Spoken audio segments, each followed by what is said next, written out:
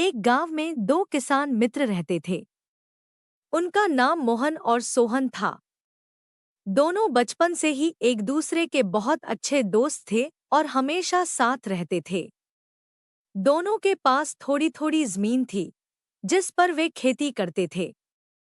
वे हमेशा एक दूसरे की मदद करते और हर काम में एक दूसरे का साथ देते थे। एक साल गांव में बहुत अच्छी बारिश हुई और दोनों की फसल खूब अच्छी हुई। दोनों ने मेहनत से फसल काटी और उसे बाजार में बेचकर अच्छा मुनाफा कमाया।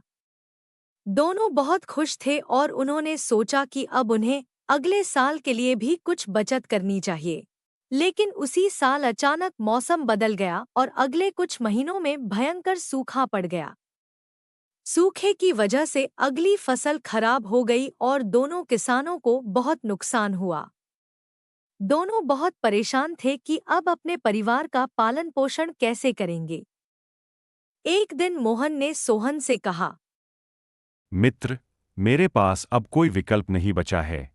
मुझे अपना खेत बेचना पड़ेगा ताकि अपने परिवार का पेट भर सकूं। यह सुनकर सोहन उदास हो गया, लेकिन उसने मोहन से कहा, तुम चिंता मत करो, मैं तुम्हें अपना आधा खेत दूंगा। हम मिलकर उसमें खेती करेंगे और जो भी होगा हम दोनों बांट लेंगे।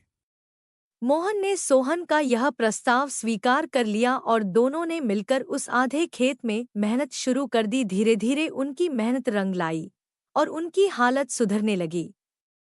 कुछ समय बाद मौसम भी ठीक हो गया और फसल अच्छी होने लगी।